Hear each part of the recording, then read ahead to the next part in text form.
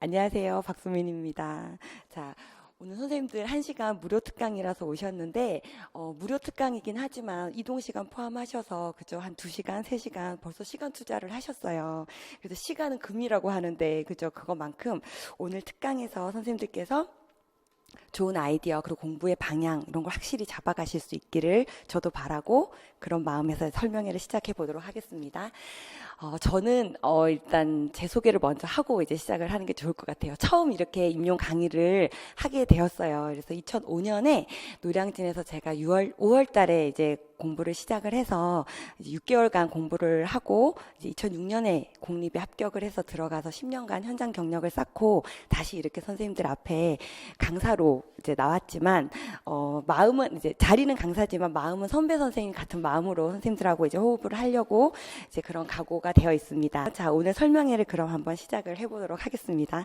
오늘 설명회는 크게 4부분으로 나눠서 할 거예요. 어떻게 나누냐? 처음에 일단 전형에 대해서 알아보고 교육과정 평가원에서 출제하는 전형을 알아보고 그리고 두 번째는 점수를 좀 확인을 해야 될 것 같아요. 작년도 합격선을 파악을 해서 내가 몇 점을 받아야 안정권에 들어갈 수 있는지 점수를 좀 파악을 하고 그리고 이제 선생님들 공부해야 될 영역을 좀 아셔야 되겠죠. 그게 이제 출제 영역이기도 하고 공부해야 될 영역을 이제 선생님들하고 저하고 좀 심도 있게 알아보고 그 다음에 어떤 방식으로 출제가 되는지 요거를 파악하는 게 아주 중요해요. 그렇죠? 이제 우리는 시험을 봐야 되는 학생이기 때문에 출제 방식에 대해서 저랑 같이 분석을 좀 해보고요. 그리고 나서는 이제 어떤 방식으로 공부를 해야 되는지 공부 방법이 있어요. 임용에 맞는 공부 방법. 그거까지 이야기를 나눠보도록 하겠습니다. 자, 그러면 먼저 전형을 보기 위해서 일쪽 한번 펼쳐보실게요. 자, 여기 두 번째 출제 방향 한번 같이 볼게요. 자, 유치원 교사로서의 전문적인 능력을 측정하는 평가라고 되어 있어요. 그렇죠? 학문적인 유아교육의 학문적인 이해가 얼만큼 되었는지를 보는 게 아니라 유치원 교사로서의 전문적인 능력을 측정하겠다고 그랬어요. 이 말은 무슨 말이냐? 선생님들께서 공부하시는 이론이 바로 현장화가 되어야 된다는 얘기겠죠. 이미 예비 유치원 선생님이신데 꼭 한 5년 정도의 경력을 갖춘 그런 유치원 교사를 다시 이제 측정하겠다라는 그런 출제 방향을 정확하게 이제 나타내고 있어요. 그래서 요거를 이제 숙지하시고 이제 공부를 시작을 하셔야 될 것 같고요. 그리고 이제 두 번째 요 6번의 시험 과목 한번 볼게요. 시험 과목이랑 배점이 나와 있는데 우리가 이제 공립유치원 시험을 보려면 이제 1차와 2차 이렇게 두 번의 시험 과정을 거쳐야 돼요. 그렇죠? 1차는 2급 전교사 자격증과 한국사 능력 검정 시험 3급 이상이 있으면 이제 응시를 할 수 있으세요. 그 2차는 1차에 합격한 1.5배수를 뽑아서 합격한 선생님들에게 응시 자격이 주어지죠. 그래서 일단 1차를 향해서 우리가 달려나가야 되는데 자, 1차 시험은 매년 11월 셋째 주 토요일 날 고정을 해서 우리가 보고 있어요. 그래서 우리가 11월 셋째 주까지 연간 강의를 이제 열심히 계획하에 진행을 이제 해야 됩니다. 그래서 이제 1차 시험의 과목을 보면 교직 논술과 교육 과정으로 이렇게 나누어지고 있어요. 그렇죠? 교직 논술 20점, 교육 과정 80점 이렇게 배점이 처리가 되어 있는데 선생님께서 시험을 보러 가시면 1교시가 교직 논술이에요. 2교시는 밑에 이제 당구장 표시를 하고 나와 있는데 교육과정 A, 교육과정 B 이렇게 나눠서 본다고 해서 1교시 교육 논술을 보시고 나면 2교시에 교육과정 A, 3교시에 교육과정 B 이렇게 세 과목의 시험을 보고 나오시게 되는 거예요. 네, 그렇게 되시고 그럼 교육과정은 일단 두 번째 이야기를 나누고 교직 논술에 대해서 먼저 이야기를 나눠볼게요. 교직 논술은 20점 배점에 문항수가 하나라고 되어 있고 1200자 이내의 논술형 이라고 지금 나와 있죠. 그래서 교직 논술을 좀 자세히 보기 위해서 제가 이제 4쪽에 논술 문제를 담아놨어요. 근데 올해 선생님들 시험 보신 선생님들께서 작성하신 논술 문제인데 문제 내용은 지금 풀이반이 아니니까 읽지 않고 밑에 배점표를 한번 볼게요. 배점표를 보시면 논술이 20점 만점이라고 되어 있었는데 논술의 체계를 10점을 주겠다. 그리고 논술의 내용에서 10점을 주겠다. 이렇게 나와 있어요. 그래서 체계는 분량 1200자에 맞춰서 썼느냐, 맞춤법 및 원고지 작성법을 지켰느냐, 그리고 글의 논리적 체계성, 서론, 본론, 결론 이거를 지켜서 썼냐 해서 10점을 주는데 중요한 건 논술의 내용이에요. 내용이 지금 10점으로 되어 있는데 여기서 보시면 교육과정의 탄력적 운영이 필요한 이유 2가지를 쓰라 그러고 2점을 줘요. 그리고 교육과정의 탄력적 운영 시 고려해야 될 사항 3가지를 쓰라 그러고 3점, 의 3가지를 쓰라 그러고 또 3점에서 6점이에요. 그리고 교사의 전문직 관점에서 교사에게 요구되는 특성 2가지를 쓰라 그러고 2점이에요. 이걸 정리해보면 10가지를 쓰라 그러고 10점을 주는 거예요. 그렇죠? 그럼 한 가지당 1점을 주겠다. 그래서 실제로 채점위원들이 채점을 하시면서 문맥을 읽는 채점위원이 있고 이 가지수를 체크하셔서 10점을 주는 채점위원이 있으세요. 그래서 지금 요거를 봤을 때 논술을 제가 연간 강의 계획에 논술을 5월 달부터 넣어놨어요. 그 이유가 여기서 나와요. 선생님들이 논술 그릇에 담을 내용이 있으셔야 논술을 쓸 수 있으신데 내용을 모르시고 이제 논술 체계를 잡겠다 하고 1월부터 이제 시간 투자를 하시면 투자 대비 효율이 너무 떨어지게 되는 거죠. 그래서 1, 2, 3, 4월은 열심히 교육과정 이론을 현장화 하셔서 공부를 하신 후에 그리고 5월부터 논술 체계를 잡으셔도 늦지 않고 오히려 효율이 더 높다. 이렇게 생각을 하셔야 되고 그리고 논술을 이제 공부하신다 그러면서 어떤 분들은 400자 논술을 써보고 600자 논술을 써보고 800자 논술을 써보고 1200자까지 이렇게 다다르시는 공부 방법을 쓰시는 선생님들이 계시더라고요. 그게 아니고 논술은 1200자 논술이기 때문에 그 1200자 틀을 외우셔야 돼요. 1200자 논술에 대한 틀이 있어요. 서론 200자, 본론 800자, 뭐 결론 200자 또는 서론 300자, 본론 700자 또 결론 200자 이렇게 그 정해진 틀을 선생님들이 익히셔서 그 틀에 내 내용을 담는 거예요. 그래서 뭐 화려한 문장력이나 나의 주장을 보겠다는 게 아니라 지금 이 내용을 갖고 논리적으로 구성할 수 있느냐를 보겠다는 시험이기 때문에 논술에 대한 부담을 1, 2, 3, 4월까지는 절대 갖지 마세요. 절대 갖지 마시고 5월부터 논술이 시작되어야지만 된다라는 거, 그렇게 공부해도 절대 늦지 않다는 거, 1, 2, 3, 4월 달에는 오로지 이론을 향해서만 달려나가셔야 된다는 거 꼭 숙지하셔야 되고, 뒤에 보시면 제가 이제 선생님들 그래도 1월부터 논술을 못하는 걸 불안해 하시는 선생님들이 있기 때문에 2015, 14, 13 이렇게 논술 배점표를 넣어놨어요. 밑에 논술의 내용 10점 하고 되어 있는 부분을 보시면 알겠지만 모두 다 내용을 담으셔야 돼요. 이거 모르는데 논술을 쓸 수가 없어요. 그렇죠? 그래서 1, 2, 3, 4월 달에 교육과정 이론에 대해서 충분히 습득하신 후에 논술은 시작해도 된다. 그리고 이제 논술에 대한 걱정은 딱 접어두시는 걸로 하고, 자, 80점 배점에 해당되는 교육과정을 좀 다시 한번 보겠습니다. 자, 다음 6쪽을 펼치시면 제가 교육과정 문제를 담아왔어요. 자, 문제 내용을 보지 마시고 문 유형만 보겠습니다. 자, 이 긴 강교사와 김교사의 최교사의 대화를 주고 밑에 보면 소문항 1, 2, 3 이렇게 나와 있어요. 그렇죠? 소문항 1번에 하나를 쓰라 그러고 몇 점이에요? 1점이에요. 그리고 2번에는 2개를 쓰세요. 그리고 2점. 3번에는 또 2개를 쓰라고 그래서 2점이에요. 그러니까 결론은 하나 쓰는데 1점을 주겠다. 그래서 80점 만점이니까 몇 개를 써라?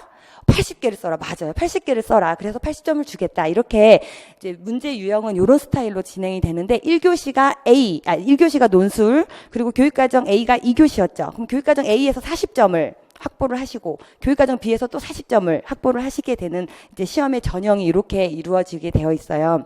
그러면 우리가 이제 100점을 만점을 향해서 당연히 달려나가야 되겠지만 그래도 최소한 내가 몇 점을 받아야 합격을 할 수 있는가, 그거를 이제 좀 파악을 해보도록 하겠습니다.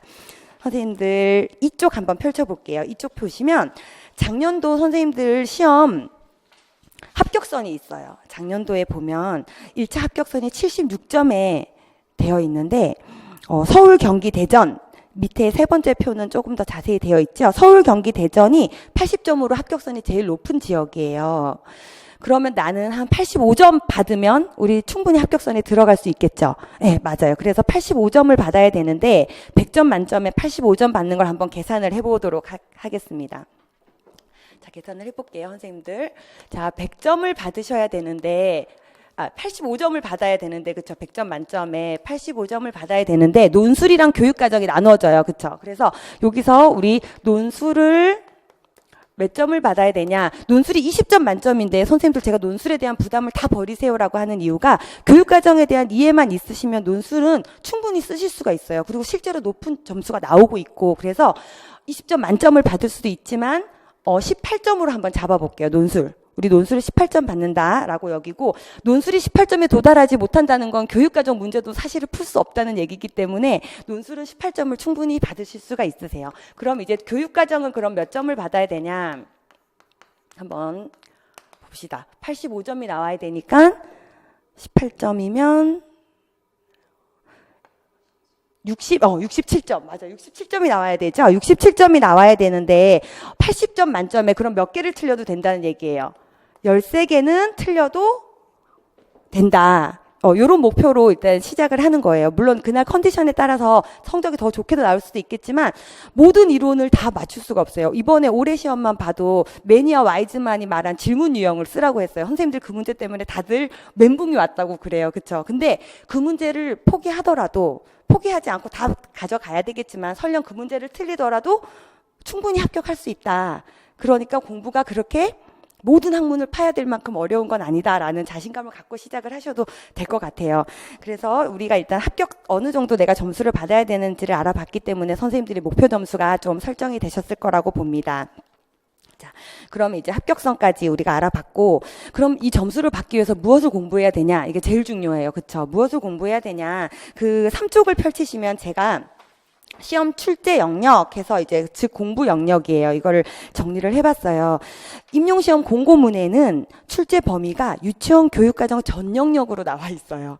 이 전 영역이 도대체 뭐냐? 이렇게 이제 많은 양의 공부를 하실 때는 좀 부분 나누는 게 좋아요. 그래서 제가 크게 3개로 나눴는데 이제 많은 강사님들마다 이제 넣는 범위가 조금은 다를 수는 있지만 이제 보통 보편적으로 유아교육 개론 영역, 그리고 누리과정 영역, 그리고 저는 따로 운영편 해서 교육과정 운영 영역을 따로 뗐어요. 이렇게 3가지를 크게 나눴어요. 그럼 내가 공부해야 될 범위가 크게 머릿속에 지금 3개의 풍선으로 올라가 계셔야 돼요. 개론, 누리과정, 운영. 자, 요 상황에서 개론은 또다시 6개의 분야로 나눠질 수 있어요. 그래서 유아교육의 성격, 뭐 법과 유아교육, 또 유아교육의 복지적인 면의 성격, 이런 것들이 이제 다루어지는 내용이고, 두 번째는 유아교육과 사상, 사상가에 대한 이제 부분이에요. 그리고 발달이론, 놀이이론, 교사론, 부모교육론, 이렇게 6개의 파트가 개론에 들어가는 거예요. 선생님들이 지금 이게 왜 중요하냐면 모든 공부를 할 때는 개요도를 짜셔야 되거든요. 그래서 이 개요도를 짜고 머릿속에 항상 내 머릿속에 내가 공부하는 분야가 잡히셔야 돼요. 그래서 총 3분야 중에 내가 지금 30%를 했구나, 또 60%를 했구나, 이렇게 끊으실 수 있는 힘이 있으셔야 되기 때문에 이 목차가 아주 중요해요. 이 영역이. 개론은 총 6개의 영역으로 나눠놨고, 자, 누리과정이에요. 바퀴가 제일 큰 거 보니까 이제 비중이 좀 제일 높은 거로 볼 수 있겠죠. 자, 누리과정은 우리 교육과정 해설서에 나와 있는 신, 의, 사, 예자 이렇게 5개 영역으로 되어 있어요. 이 5개 영역을 누리과정 영역이다 이렇게 보고 공부를 하시면 돼요. 그래서 뭐 신체 운동 건강 영역에는 아이들 운동 발달, 또 안전, 건강 이런 부분이 포함이 되고, 의사소통에는 언어, 그쵸, 말하기, 듣기, 읽기, 쓰기, 그리고 사회관계에는 우리 뭐 사회, 문화 이런 부분이고, 예술 경험은 음악, 미술 이렇게 될 것이고, 자연 탐구는 수학, 과학 이렇게 교과목으로 따지면 이렇게 해서 유아교육에 적합한 그런 내용을 발달과 이론과 함께 이제 다루게 될 거예요. 그리고 나서 마지막 교육과정 운영 부분이에요. 운영 부분이 강조가 되고 있어요. 올해도 3문제나 운영에서 나왔기 때문에 선생님들이 이 운영을 절대 간과하시면 안 되는데, 이 운영은 유치원 교사로서 일가지도 또는 연간 계획을 세우고 부모 교육을 하고 또 유아를 평가하고 이런 부분이 다 운영에 들어가게 돼요. 자, 이렇게 해서 크게 3가지 영역을 다 공부하면 유아교육 임용시험을 보기 위한 공부를 모두 했다, 이렇게 보시면 돼요. 이 3가지 영역에서 논술이 나오고, 이 3가지 영역에서 교육과정 시험 문제가 나오고, 이 3가지 공부를 하면서 면접에 대한 능력을 키우시면 되는 겁니다.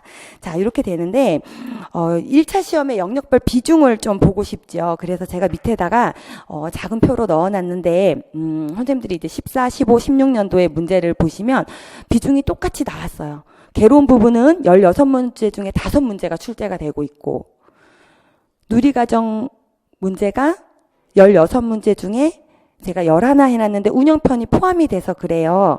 자, 운영편을 빼고 나면은 맨 밑에 2016년도 시험하고 제가 적어 놓은 거 한번 볼게요. 개론 문제가 16문제 중에 5문제가 나왔어요. 누리과정이 16문제 중에 8문제가 나왔고, 운영편 문제가 16문제 중에 3문제가 나왔어요. 그럼 우리 이 3 범위의 영역을 어느 하나 놓치지 말고 다, 그죠? 현장화 시켜서 공부를 해야 된다라는 이제 그 밸런스가 좀 잡히셨을 거라고 생각이 들어요. 자, 이렇게 출제 비중까지 이제 알아봤어요. 그러면 이제 이 공부를 어떻게 진행을 해야 되냐, 이제 그게 문제죠. 그쵸? 이 많은 공부 영역을. 자, 그래서 개론은 1, 2월 달에 나갈 거예요. 1, 2월 달에 공부를 하게 될 거예요, 선생님들. 그리고 누리과정은 3, 4, 5월 달에 공부를 하게 되고, 운영편은 6월 달에 공부를 하게 되실 거예요. 그렇게 공부를 하게 되시는데, 그럼 한번 이 공부한 이론이 어떻게 시험에 출제되는지 출제 방식을 제가 한번 말씀을 드려볼게요. 요즘 시험 문제가 이론을 공부했다 그래서 그대로 묻는 문제가 나오질 않아요. 그쵸? 뭐 김교사와 이교사의 대화를 주고 그 상황에서 이론을 찾아 쓰는 거, 또 부모와 교사의 대화를 주고 아이들 간의 갈등 상황을 주고, 그리고 그 안에서 해당되는 발달 이론을 찾아 써라, 이런 문제가 나오고 있어요. 그렇죠? 그래서 선생님들께서 이론 공부를 하면서 이거 계속 현장화를 시키셔야 되는 거예요. 그래야 문제에 대한 이제 적응력이 이제 올라가시는데, 1월부터 6월까지 이론 공부를 쭉 하고 7, 8, 9월 달에 문제반에서 이제 문제를 다룬다. 그러면 조금 공부의 효율이 떨어져요. 1, 2, 3, 4, 5, 6월 달에 이론 공부를 하면서 계속해서 현장화를 시키셔야 돼요. 현장화를 시키는데 이제 제가 시켜드려야죠. 그쵸?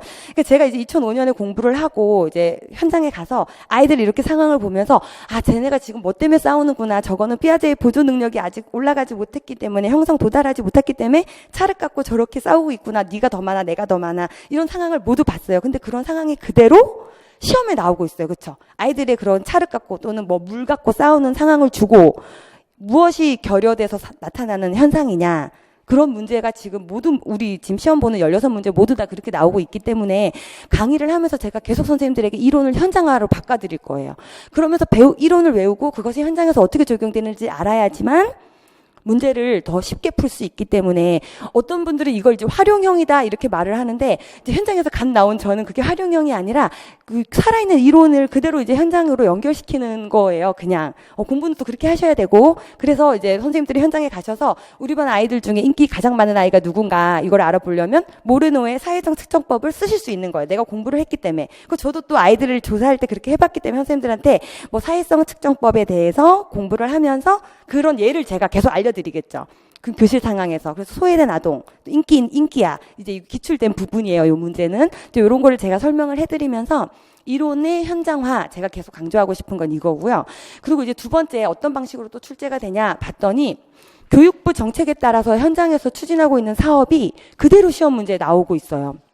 선생님들 참 당황하셨을 텐데, 유치원 평가, 또 생활기록부 이런 것들을 예비교사한테 묻고 있어요. 그렇죠? 그래서 6쪽의 문제를 한번 보고 얘기를 나눠볼게요.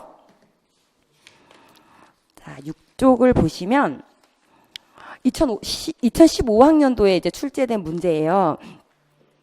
자, 유치원 평가에 대한 문제인데, 유치원 평가는 지금 벌써 유아교육 현장에서는 3주기째 이루어지고 있는 부분이에요. 근데 이제 공부만 하신 선생님들은 유치원 평가에 대한 그저 실감이 나지를 않으세요. 근데 이게 이렇게 버젓이 시험 문제에 나오는데, 오로지 전적으로 현장에서 온 문제라고 볼 수 있어요. 그래서 현장에서 선생님들이 공문을 받고 그 계획을 이제 읽으시거든요. 아, 어떻게 하라는 거구나. 그게 이제 시험에 이렇게 그대로 나왔어요. 1번 문제를 보면 유치원 평가 절차에서 기억에 해당되는 평가 유형을 한 가지 쓰세요. 그랬어요. 기억이 뭐냐? 우리가 제출한 자체평가 보고서를 평가위원들이 검토하고 현장에 나왔어요 라고 되어 있어요. 그렇죠?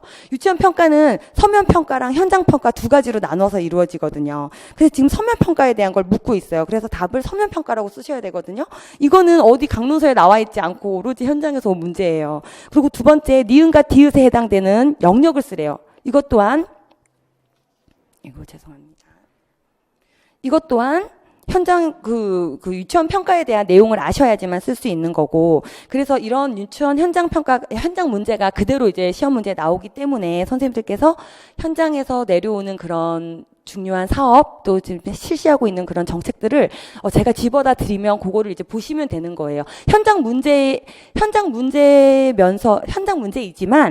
중요한 건 깊이 있게 나올 수가 없어요. 현장 문제는. 그쵸? 지금 정책을 묻는 거라서 우리가 그 현장의 흐름만 알면 선생님들이 충분히 이제 요거는 다 5점을 획득하실 수 있는 문제예요. 그래서 올해도 생활기록부에 대한 문제가 기출이 됐어요.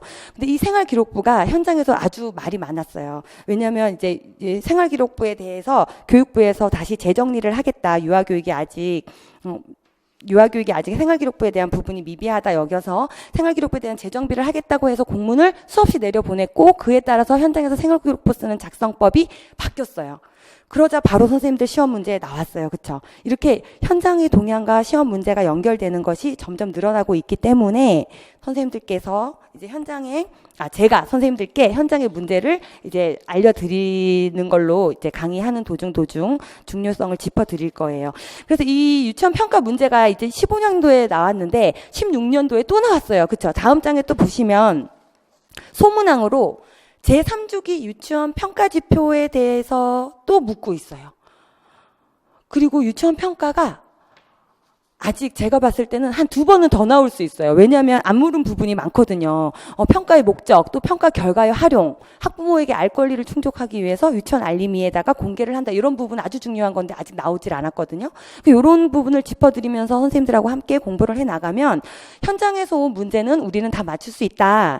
이렇게 보시면 되고 아주 쉽게 나오기 때문에 또 예상할 수 있는 문제는 유치원 교원 능력 개발 평가에 대한 문제예요. 이제 지금은 기간 평가에 대한 거였고 교사를 평가하는 교원 능력 개발 평가가 지금 현장에서 이루어지고 있는데 지금까지는 시범 운영이었지만 내년도에는 정착이 돼요. 그러면 교원 능력 개발 평가 분명히 나올 수 있는 문제겠죠.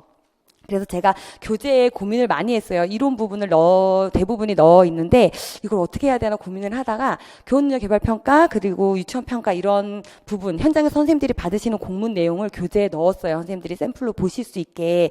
그리고 또 간과하면 안 되는 영역이기 때문에 그래서 이런 현장 문제 오로지 100% 현장에서 문제가 나오고 있다. 이제 요걸 아셔야 되고 또 이제 누리과정의 해설서에 나와 있는 세부 영역 있죠. 내용 범주, 내용, 세부 영역, 요 문제를 이제 내는 문제가 있는데 요거는 선생님들이 대부분 다 맞추세요. 그렇죠? 외우고 쓰는 거기 때문에 맞출 수 있고. 그래서 이렇게 해서 보면은 문제 유형이 어떤지를 알았고 어떻게 나오는지를 알았기 때문에 이제 공부를 하는 방법만 알면 우리가 접근을 쉽게 할 수 있을 거다라고 선생님들이 생각하시면 될 것 같아요. 그러면 저랑 이 공부의 이 영역을 어떤 절차로 공부를 해야 되는지 한번 연간 계획을 한번 볼게요. 선생님들 8쪽 펼치시면요. 연간 강의 계획이 있어요. 자, 아까 전에 크게 세 분야로 우리 유아교육을 나눴죠. 그래서 이제 개론, 누리과정, 운영 이렇게 세 분야로 나눴는데 개론은 1, 2월 달에 강의에서 다루어지게 될 거예요. 그럼 선생님들 이 많은 유아교육 영역 다 잊어버리시고 1, 2월은 오로지 개론을 향해서 나가시는 거예요. 개론을 하시고 3, 4월 달에는 누리과정 중에 총론을 다루고 신체, 의사, 사회관계 이렇게 세 가지를 다루게 될 거예요. 그리고 5월, 6월 달에 예술경험, 자연탐구, 교육과정 운영 영역 이렇게 다루게 됩니다. 그럼 우리 이론을 모두 다 다룬 게 되죠. 그런데 1, 2월에 개론이 끝나고 나서 3, 4월, 5, 6월에 이제 누리과정이 들어가는데 개론에 대해서 또 잊어버릴 수 있어요. 그쵸? 그래서 잊어버리지 않는 공부 방법을 제가 알려는 드리지만 3, 4월에 제가 강의를 하면서 개론 부분을 계속 짚어드릴 거예요. 그래야 합격할 수 있기 때문에 개론 강의 끝났다 그래서 개론이 끝나는 게 아니라 누리과정 반에서 개론 영역이 이제 중복돼서 나오기도 하고 또 저 또한 선생님들에게 짚어드리려고 하니까 이제 이렇게 해서 6개월 동안 이론을 정복하게 됩니다. 이렇게 정복을 하고 나면 이제 7, 8, 9월 달에 문제풀이반으로 들어가게 되죠. 이제 논술을 잠깐 빼시고 보세요. 7, 8, 9월 달에 문제풀이반으로 들어가는데 각 영역별로 문제풀이를 제가 빠짐없이 다 다뤄드릴 거예요. 그러면 문제를 풀면서 다시 한번 이론 정리가 되는 거겠죠. 다시 한번 이론 정리가 되고 그리고 10월, 11월에는 이제 시험과 똑같은 동영 모의고사를 이제 보는 파이널 반으로 이제 다다르게 되는 거예요. 이렇게 되는데 선생님들 아까 전에 제가 이제 이론 문제가 현장화돼서 나온다 그랬고 100% 현장에서 나온 문제가 있다 그랬고 세부 영역을 쓰는 문제가 있다 그랬죠. 네, 이 세 가지를 또 머릿속에 넣으셔서 이제 자꾸 내가 어떤 방식으로 공부를 해야 되나를 알아야 되는데 그럼 이 이론이 어떻게 출제가 되냐 이거는 기출문제를 분석을 하면 우리가 쉽게 알 수가 있어요. 그래서 기출문제 분석은 제가 하는 거예요. 선생님들은 제가 기출문제를 분석을 해서 알려드릴 거예요. 이 문제가 몇 번에 출제가 됐기 때문에 유력합니다. 이 부분은 공부를 꼭 하셔야 돼요. 이런 거를 제가 짚어드리는 부분을 공부를 하시고 현장에서의 동향을 제가 파악을 해드리고 그러면 그 부분을 공부를 하면 충분히 합격선에 들 수 있다. 그래서 이렇게 기출하는 이유가 바로 그거예요. 올해 문제 또한 기출에서 많이 반복돼서 나왔고, 우리도 그래서 기출을 제가 열심히 분석을 해서 선생님들께 이제 알려드리려고 합니다. 그래서, 이렇게 연간을 쫓아오시면, 11월 이제 시험에 어렵지 않게 도달하실 수 있을 것 같아요. 자, 그런데 이제 연간 강의 계획까지 열심히 이제 제가 설명을 해드렸어요. 그런데 임용 공부를 위한 방법이 있어요. 임용만의 방법. 그래서 선생님들께서 이제 2차 면접도 이제 준비를 하셔야 되고, 그쵸? 수업 실기도 준비를 하셔야 되는데, 11월까지 열심히 이론만 막 외우고 쫓아갔는데 합격을 했어요. 합격을 하고 나서 2차 준비를 하려고 하니까 시간은 한 달밖에 없고, 너 이거 말문도 안 떨어지고, 그쵸? 면접을 봐야 되는데 하는 그런 걱정을 많이 하실 거예요. 그래서 1차부터 2차 준비까지 동시에 되는 공부 방법을 쓰셔야 돼요. 그게 무엇이냐면, 제가 이제 공부했던 방법을 제가 고민을 해봤어요. 내가 이제 6개월 만에 붙어서 다들 넌 정말 운이야 막 이렇게 선생님들이 얘기를 했었거든요. 근데 운도 물론 좋았지만 공부를 할 때 선생님들이 저 강의를 듣고, 그쵸, 하나 들어서 강의를 들었고, 두 번째 그걸 집에 가셔서 막 열심히 쓰면서 외우시죠. 암기를 하셨어요. 쓰면서 암기를 하셨어요. 그리고 세 번째 이게 따라와야 돼요. 무엇이냐? 말로 하셔야 돼요. 말로. 제가 선생님들한테 설명을 하는 것처럼 선생님들도 저한테 그 이론을 설명을 시켜줄 수 있으셔야 돼요.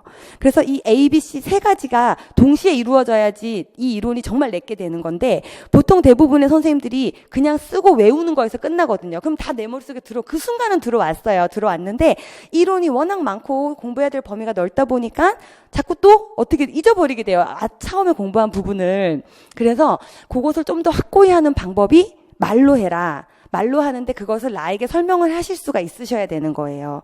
이건 이제 배우는 지식에 대해서 아주 능동적으로 다가가서 내가 공부를 한다라는 그런 전제하에 말로 하는 것까지 A, B, C 이 세 가지가 돼야 된다. 그래서 제가 이제 이거 세트로 이렇게 세트로 묶어야 되는데 뭐라고 이름을 붙이지 막 고민을 하다가 뭐 어렵게 붙일 필요 없이 그냥 ABC 이렇게 머릿속에 딱 들어오셨으면 좋겠어요. 그래서 이거는 누구나 효과를 볼 수 있는 방법이고, 아마 EBS에서 나오는 공부의 신 뭐 이런 동영상을 보시면 나올 거예요. 말로 하는 공부법이 얼마나 좋은지. 특히 임용시험 선생님이 되시려고 하시는 분들에게는 너무 좋은 공부 방법이에요. 말로 열심히 해봤기 때문에 면접에 가면 막히지를 않아요. 그쵸? 말문이 막히지를 않고 논술을 쓸 때도 막히지가 않아요. 왜냐하면 말로 할 때는 딱딱딱 단답식만 말할 수가 없잖아요. 문장으로 말을 하게끔 제가 선생님들을 유도할 거고, 그 문장이 그대로 쓰는 게 논술이에요. 그래서 1, 2, 3, 4월 달에 선생님들께서 말로 하는 공부까지 붙여서 하시면 논술, 면접, 수업 실현도 말문이 잘 안 떨어져요. 이론 속엔 있어요. 애들한테 어떻게 발문해야 되는지. 그래서 그 부분이 동시에 다 해결이 되셔서 올인원 패스를 하실 수 있을 거다. 저는 그걸 확신을 해요. 그래서 선생님들께 공부 방법, 임용에 맞는 공부 방법, 이걸 꼭 소개해드리고 싶었고, 그래서 저랑 1년 동안 이거를 계속 같이 하면서 공부를 하실 건데, 제가 이제 9층에 연구실이 있어요. 그래서 선생님들께서 토요일날 강의를 들으시고 나면 그 부분을 집에 가서 공부 이해하실 시간이 필요하시죠. 공부를 하세요. 공부를 하시고 수요일, 목요일 이틀은 저한테 오셔서 공부하신 내용을 저한테 설명을 해주셔야 돼요. 근데 이 설명을 하는데 스터디끼리도 해도 되는데, 잘 아는 사람 앞에서 설명을 해야지 틀린 부분을 짚어내 줄 수가 있어요. 그래서 그렇게 세 세트를 동시에 돌릴 거예요, 선생님들께. 그리고 강의 직전에 그 전 시간에 대한 쪽지 시험을 볼 건데, 무슨 1월 달부터 바로 쪽지 시험이야 그러는데, 그렇게 해야지 1년에 붙어요. 그래서 제가 시험 보기 9시가 강의가 시작인데 8시 반에 쪽지 시험을 보려고 그래요. 그래서 8시 반부터 그 전 시간에 배운 내용을 쪽지 시험을 보고 계속 말로 해야 돼요. 우리는 계속 말로 해야지만 붙을 수가 있기 때문에 수요일, 목요일 연구실로 저한테 오셔서 저한테 말로 설명을 하시고 그러고 가는 건데, 우리 조금 빨리 잘 끝났으니까, 빨리 이제 얘기가 전개가 됐으니까 제가 한 가지 이론을 예를 들어서 한번 설명을 해볼게요. 선생님들 교육과정 아까 문제 주신 거에 보면 7쪽에 보시면 이제 고든의, 그쵸, 토마스 고든의 PET에 대해서 물었어요. 올해 시험 문제예요. 이제 그러면 부모 교육이 이제 시험 문제에 나온 건데, 자, 부모 교육에 대해서 한번 정리를 해볼게요. 일단 A, B, C 세 가지를 해야 되니까 제가 A를 지금 하는 거예요. 선생님들한테 이제 강의를 하는 거죠. A를 하면 선생님들이 집에 가셔서 B를 하시고 저한테 다시 오셔서 C를 하는 거잖아요. 그쵸? 우리 공부 방법이. 그럼 이제 지금은 설명회가 아니라 이제 토마스 고든에 대해서 강의를 한다. 이런 마음으로 한번 들어보세요. 제가 설명을 해드릴게요. 자, 부모 교육에는 쓰지 않고 그냥 말로 해볼게요. 부모 교육에는 이론가들이 있어요. 4명의 이론가가 있고, 그리고 현대사회의 가정의 역할이 많이 바뀌었기 때문에 현대사회에 맞는 부모에 대해서 이해를 하셔야 돼요. 그리고 세 번째는 유아교육 기관에서 부모 교육을 어떻게 하는지, 이 3가지 파트로 크게 나눠져요. 그럼 이제 부모 교육 파트는 크게 3개로 나눠진다고 아시면 되고, 부모 교육 이론에는 4명의 학자가 있어요. 기노트, 드라이커스, 고든, 에릭번. 자, 그러면 이제 이론가에서도 4개의 망이 생기셨죠. 이 4개의 망 중에서 지금 고든에 대해서 공부를 하는 거예요. 그렇죠? 그럼 고든은 부모 교육을 이제 전개를 할 때 제일 먼저 자녀에게 문제가 있을 경우에 부모 교육을 많이 하잖아요. 그 자녀의 문제 행동을 어떻게 바라봤냐. 자녀의 문제 행동을 볼 때 정신의학적인 문제로 봐서는 안 된다. 자녀가 문제 행동을 보이는 이유는 부모와 인간관계에서 문제가 해결이 되지 않았기 때문에 저런 이상행동을 보이는 거다. 이렇게 봐야 된다 그랬어요. 그래서 부모는 자녀의 그런 문제 행동을 수용할 수 있는 능력을 키워야 돼요. 능력을 키우는데 어떤 방법으로 키우냐?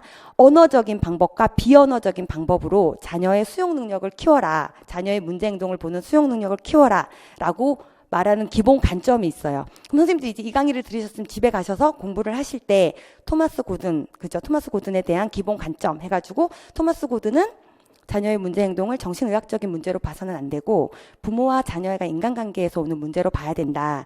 그것을 해결하기 위해서는 부모가 자녀를 받아들이는 수용 능력을 키워야 된다. 그 수용 능력을 키우기 위해서는 막 화를 내고 소리를 지를 것이 아니라 아주 적절한 언어적인 방법을 사용해야 된다라고 말했어요. 그렇죠? 이 기본 관점을 선생님들이 쭉 외우시면서 말로 이렇게 나올 수 있으셔야 돼요. 말로 쭉쭉쭉 나오고 그 다음에는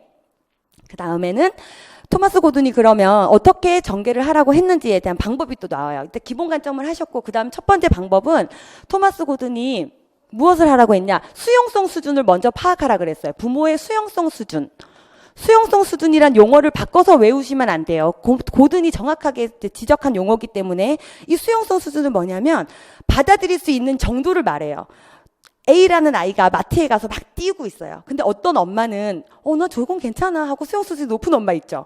뭐 저게 크게 잘못이 아니야 라고 하는 엄마는 수용성 수준이 높은 엄마예요. 근데 반면 똑같은 아이가 행동을 했는데도 수용성 수준이 낮은 엄마, 뭐 우리가 흔히 말하는 깐깐한 엄마들은 뛰는 걸 못 보는 거야. 야, 너 뛰지 마 하고 바로 이제 아이의 행동이 문제 행동이 되어버린 거죠. 그래서 고든은 먼저 부모에게 너의 수용성 수준을 파악하라 그랬어요. 그래서 수용성 수준이 높은 부모, 낮은 부모를 먼저 구분하게끔 1단계가 이거다. 그 다음 두 번째는 무엇이냐. 수용성 수준을 파악한 다음에 문제의 소지자가 누구한테 있냐. 문제의 소지자가 누구냐를 파악하라 그랬어요. 문제의 소지자라는 뭐냐. 부모가 문제가 있냐, 유아가 문제가 있냐, 자녀가 문제가 있냐 이 부분인데 토마스 고든이 문제가 있다라고 말하는 건 뭐냐면 못 참겠는 사람이 문제가 있는 거예요. 뭐냐. 아이가 막 똑같은 행동을 하는데 내가 너무 화가 나서 못 참겠어. 그럼 그건 부모한테 문제가 있는 거예요. 아이한테 문제가 있는 게 아니라. 근데 아이가 막 뛰는 행동을 했는데 나는 괜찮아. 그럼 부모한테 문제가 없어요. 문제의 소지자는 없는 거예요. 그럴 때는. 그쵸? 그리고 아이에게 문제가 있는 경우는 뭐냐. 아이가 자신의 행동을 보고 못 참겠어서 이상 행동을 보이는 경우는 아이에게 문제가 있는 거예요. 예를 들면 아이가 평소에 하지 않던 막 신경질을 내고 화를 내고 막 동생을 때리거나 이런 행동을 한다. 그러면 아이가 지금 이상 행동을 보일 때는 아이에게 문제가 있다고 보는 거예요. 그래서 문제의 소지자를 먼저 파악을 하는 거예요. 문제의 소지자는 부모에게 있을 수도 있고 아이에게 있을 수도 있고 그쵸? 자녀에게 있을 수도 있어요. 그럼 부모에게 있냐 자녀에게 있냐에 따라서 각각 쓰는 방법이 달라요. 부모에게 있을 때는 내가 너무 화가 나서 못 살겠어. 그쵸? 아이의 행동을 보고 그랬을 때는 어떤 방법을 써야 되냐? 아이 메시지를 쓰라 그랬어요. 야, 너 그만해! 이렇게 소리 지를 것이 아니라 나 전달법을 사용하라 그랬어요. 나 전달법을 써서 너가 그렇게 뛰니까 엄마가 너무 화가 나. 왜냐면 마트에 물건이 어지럽혀지고 다른 사람들이 방해가 될 것 같아. 라는 나 전달법을 사용하라 그랬어요. 그쵸?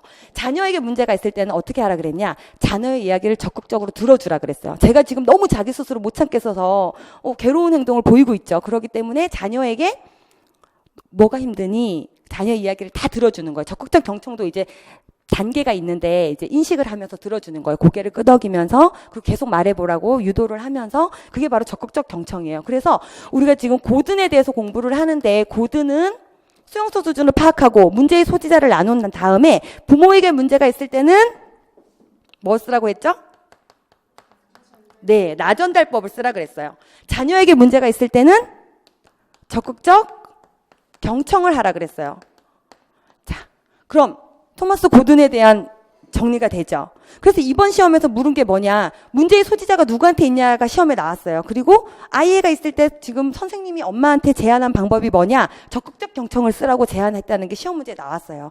이 토마스 고든에 대해서 이렇게 공부를 했는데 이것을 그냥 적극적 경청, 나 메시지를 써야 이런 거를 다 이해를 하셨는데 이게 현장에서 어떻게 활용되는지를 모르면 문제에 접근하기가 참 어려워요. 그렇죠? 근데 선생님들이 흔히 엄마들한테, 엄마가 와서 선생님 우리 애가 갑자기 안 하던 행동을 해서 너무 괴로워요, 제가 왜 저러는지 모르겠어요 라고 말을 할 때, 아, 문제의 소지자가 아이에게 있구나, 바로 파악이 되셔야 돼. 그렇죠? 아이가 이상 행동을 보인대요. 그러면 선생님이 무슨 얘기를 해줄 수 있을까요?